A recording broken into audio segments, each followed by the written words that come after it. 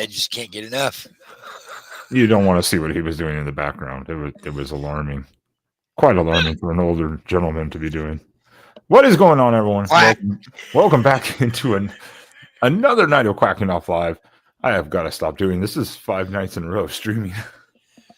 Got to stop this. Yeah, just a shorty. Figured that's what she laughed at you about. Figured it was a good time to do one. It's like Wednesday, you know, some big news. A couple things came out today. I don't know if you were watching or saw while you were at work.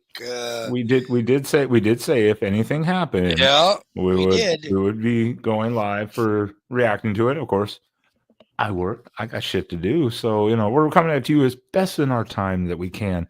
But really quickly before we do that, if you can, please, everyone, consider hitting that like button. Consider subscribing to the channel right here, Quacking Off, as we will be here all season long and the off season talking all thing Oregon Ducks.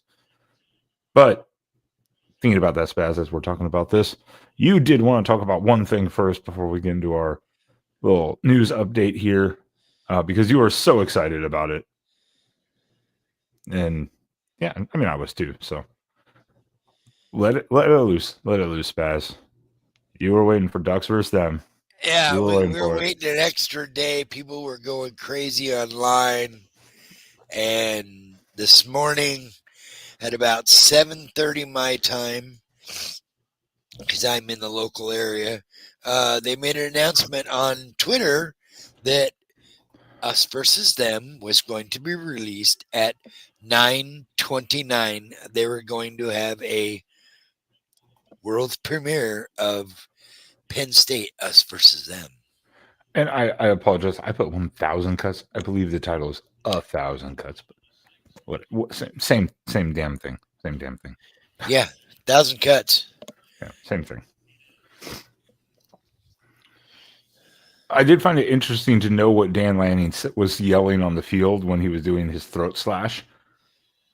Everyone thought it was, that's it, it's over, I think. But it was, that's another cut. Another cut. Yeah, that was probably one of the more interesting parts where I was like, oh, that's what he was saying. Because I thought he was literally screaming, that's it, it's over, basically. No, because apparently he did it quite a few times, as we saw during the video that the team released today. Yeah, but that was the main one, you know, when they televised it. He was right there on the sideline. You know, his first image of looking coked out, shall we say.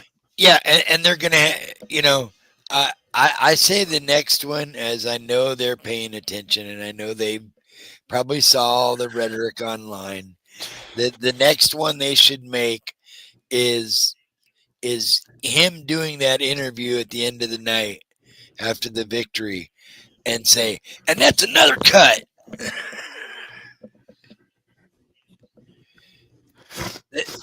In that just deranged look on his face that he had. And again, I do appreciate the 110,000 people, and they ain't gonna do shit. Like, they ain't playing. They're not doing shit. I was like, another good one. That's definitely one of the better of the year thus far. Yes, thus far. You know, it's like I said. There's 2 or 3 famous. That's another cut. That's going to be a famous topic. There's 110,000 people. They ain't doing shit. And they're fighting for clicks. We're fighting. They're fighting for clicks. We're fighting for wins. That's my favorite all-time Dan Lanning saying. Probably because it started it. That was really like that was the first one, I do believe. It was definitely the most. Let's put it this way: it definitely launched the series beyond maybe what they ever thought it was going to be. Let's put it that way. Yeah, I know it was. If it wasn't the first, it was one of the first few. Yeah, and that was the one that I think that launched it. I think they'd been doing it maybe that season, but like not to the scale that they decided to like double down on it in that moment, kind of. I'm not sure. We'd have to look into that a little bit and see. We'd have to look into that. But I know the having the, was it ESPN or ABC that game? ESPN, wasn't it? Well, I know it was a game day. I think it was ESPN. It might have been ABC though. Yeah, it might have been ABC. It was one of the two, but they did the pregame in the locker room, and that was the first time they had been let in a landing locker room. Was that Colorado game? Yeah, I was in Georgia, seeing Daniel Tosh live, and again by halftime, all the bars had turned it off and went to a different game because it was so boring. Yeah. So I was like, but yeah, I'll have to look into it. Plus, this year they had the new director of photography, I believe. This year, or an edition, like key director of photography edition or something like that this year. I don't remember who it was, but shit, they're watching from around the world. Oh, the Aussies are watching. All right. Well then, let's keep this brief, in a way. But we talked about it on the first episode, or well, actually, I guess the first post game or recap of the first game, one or the other. We talked about it and we said, "Where's Makhi Hughes?" Well, we made speculations and we had guesses, and it is out today, and it's official. Makhi Hughes has directly requested to redshirt this year, and Oregon has granted it. Yeah, well, and you know, now I think a lot of us, as the season progressed and we started noticing that he just wasn't getting any real hard reps, we thought, well, maybe, you know, the Oregon State game, well, maybe the Penn State game once. And when he didn't get any reps last week, then we heard rumor that he didn't even make the trip and that he didn't. I knew at that point something was up. Yeah, he did not officially. Now it is. Yeah, he did not even make the trip to Penn State, and that's why immediately he was like, "Can I redshirt this year?" And again, Oregon was gracious enough, which I think is still a good move both ways for both sides. Redshirt him, give him another year, let him learn the system, because I guess that's what it comes down to. As we talked about, there was a bunch of, in the offseason, we all thought Makhi Hughes would be at least 1B. It would be like Whittington. We or thought Hughes, for Whittington. Sure. But apparently he's not quite grasping the scheme. I guess maybe also the blocking, the blitz pickups, like the way the scheme is working with Will Stein and Malik Terry and all that. And it's just not fitting. And he is buried on this depth chart. Absolutely buried. Yeah. And I don't know. I guess that's a good problem to have in a way, but you know, you go out and you bring this guy in thinking you're getting a quality depth running back. And, you know, I get some guys just don't get their systems. You know, Jay Harris had the same issue last year. Yeah. Well, and that's what I was going to say. I told you I couldn't remember someone's name. I couldn't remember Jared Harris's name. Just think where Makhi Hughes really is on this depth chart. You've got Noah Whittington, Jaden Lamar, you've got Davison, you've got Hill, then you've got Riggs, then you've got Harris, and then it's probably Hughes. Yeah. And then you've still got a couple other true freshman running backs that were automatically going to redshirt. Right. So Hughes was never going to see the field. So I think he's like, can I redshirt? And they're like, yeah, cool. That's fine. Like, whatever. I don't think so, Troy. I mean, he just transferred here. He wants to spend time. I think he wanted to spend college a couple years with his brother, and offered. The worry is that if he does go into the portal, that it could take offered with him, because apparently they do kind of want to play, but people have to admit Offord committed here way before Hughes transferred. Yeah, Hughes was kind of like, he wasn't it's not like it was a package deal.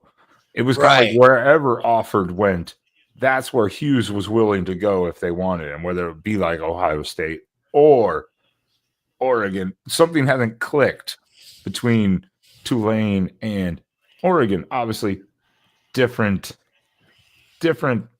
levels of competition, but Makhi Hughes is no slouch. I mean, I got it right down here. I mean, 2 years in a row, 1,400 yards rushing at Tulane, 2 years in a row. And this year in Oregon, 70 yards. That's how little he's seen the field. Yeah.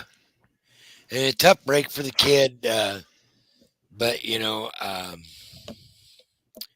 shit happens. And if you're not there, you're going to get ran over. Guys coming to Oregon want to play, and if you're not as good as the next guy up, then next guy up it is. I think he ran into a bit of a beast in, obviously, Hill and Davison having such an impact. Yeah, I didn't expect that. I don't think anybody else really expected that neither. But there's something missing in the sense of, again, his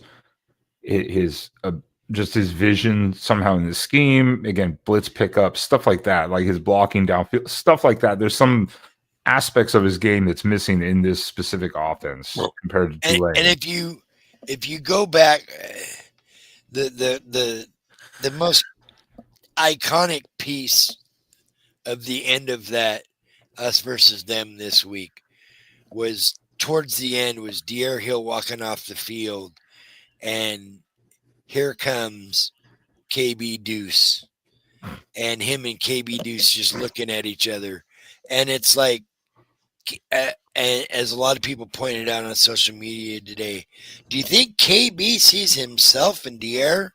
I think maybe just a little bit. He's got that explosiveness that Barner had, and he's got the size. I think Barner was a little heavier, but he definitely has the size.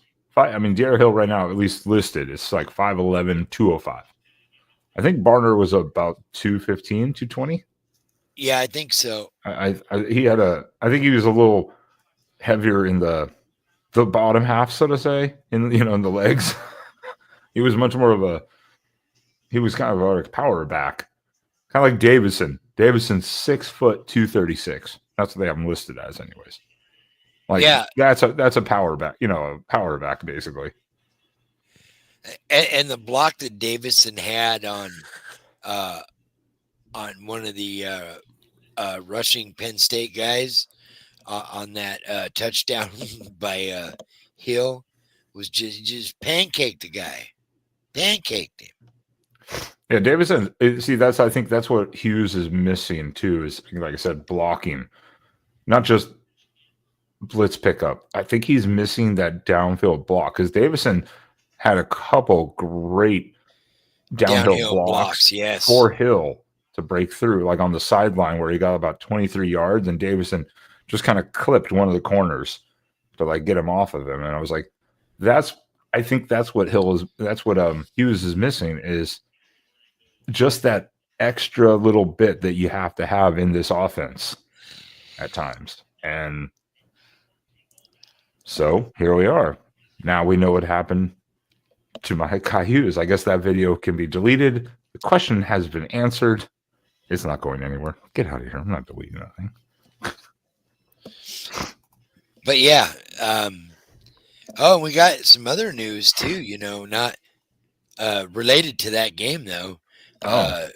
Penn State's one of their linebackers, one of their top linebackers, is out for indefinite length of time after the Oregon game.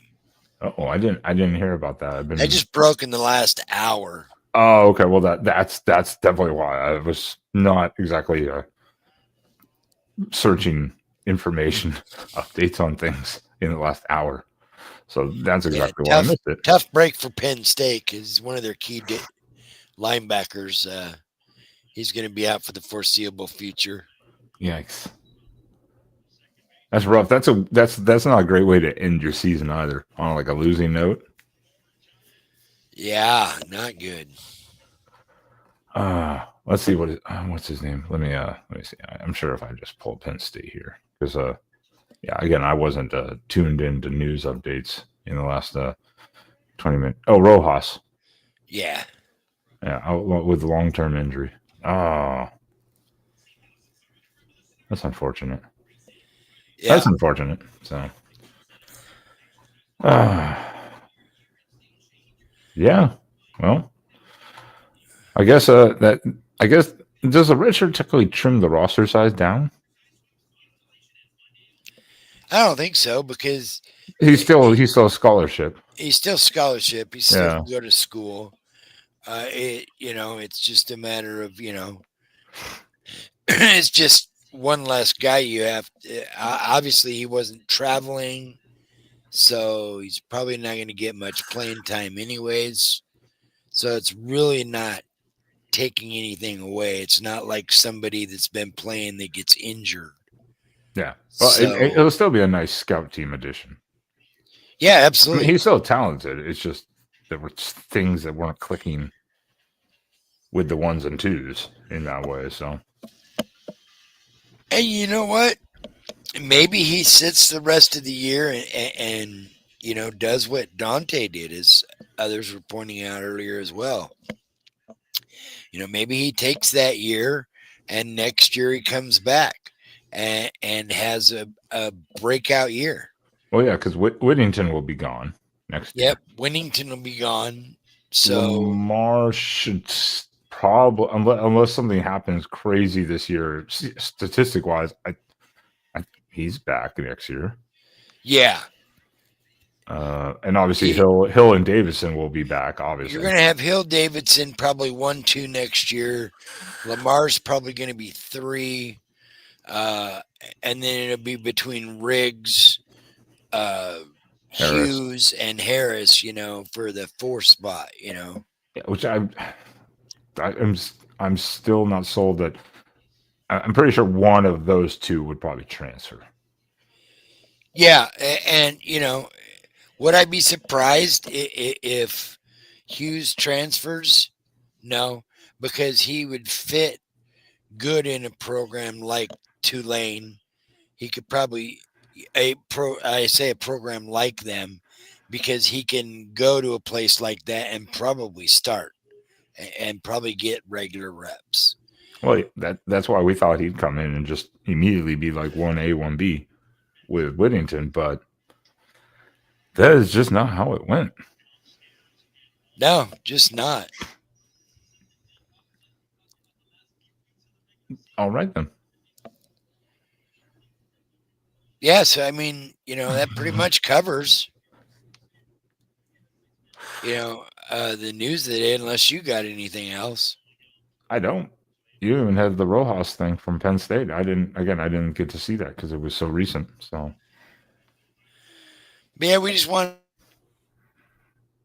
to come on here and give you guys a little, update and our take on things and, what we thought of the video. And again, shout out to Scott Anderson and at the crew at Oregon Media. They just keep turning the level up every week.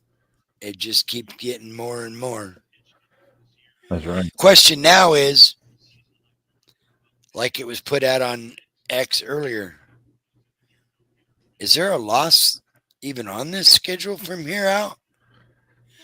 I don't see one at this point. I'm going to stretch it a little bit because obviously we have next week to think about. If you get it's so that's why we said it's hard. The three that we have to be concerned about are Indiana, USC and Washington. And Washington, because especially because of the rivalry game, USC, it's still kind of like a rivalry game, Yeah. So you get past Indiana though, and it looks really good. I will feel much more confident. Let's put it that way.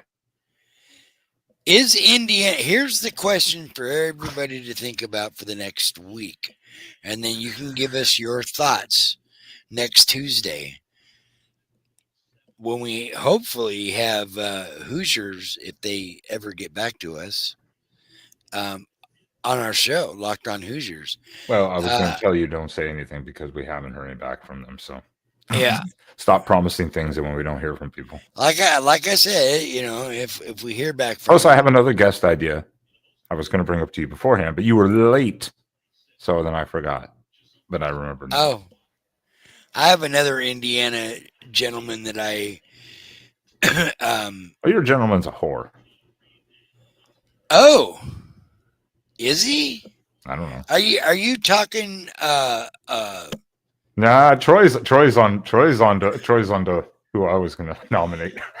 Oh, Troy is onto it.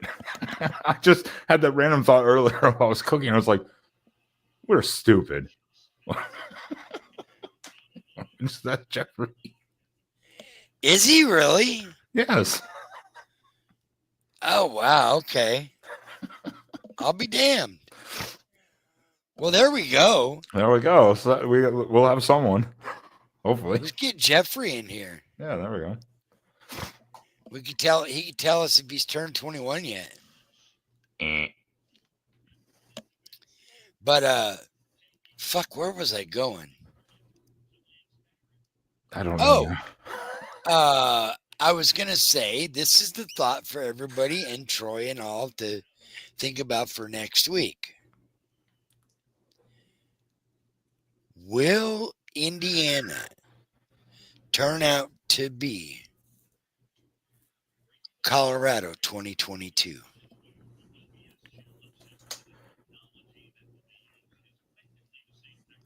Well, you asked them to think about it till next week. I have the answer, but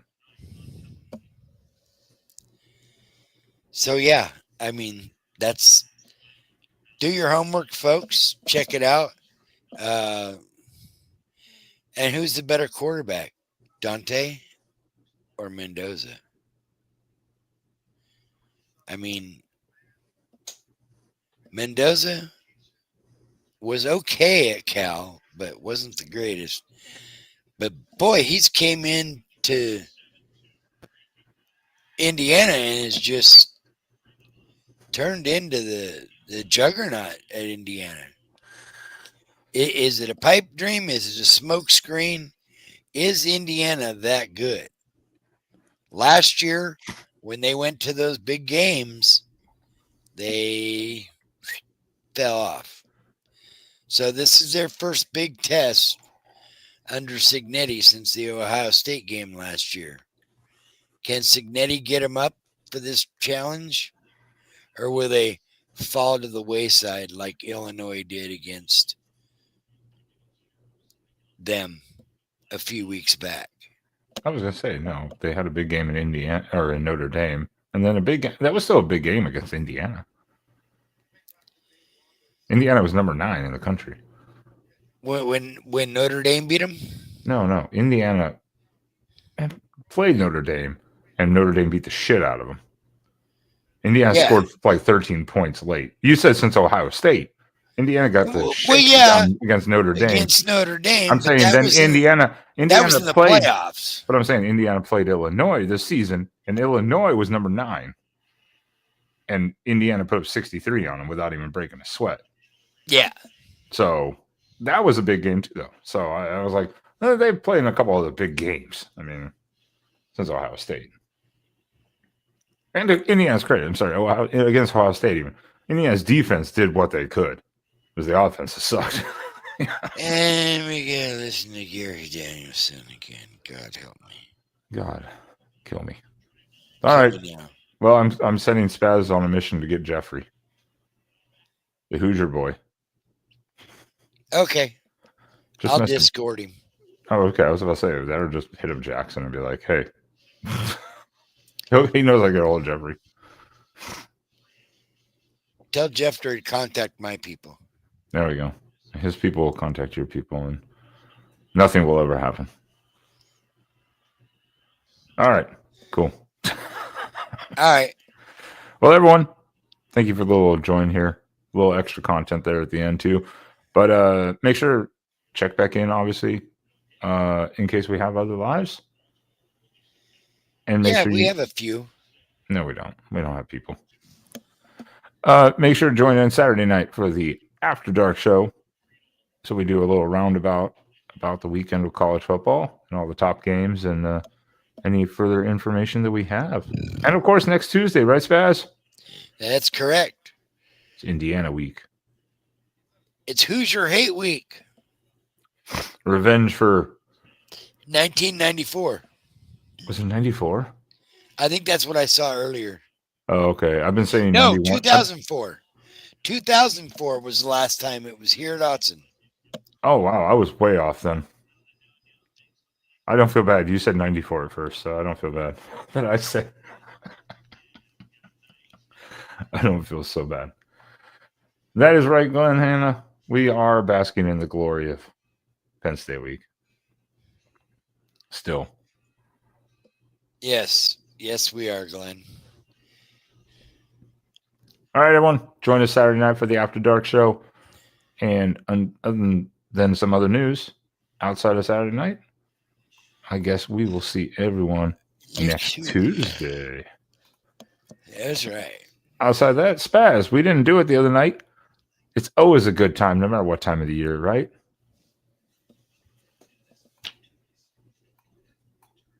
That's right. Fuck the Huskies. Quack.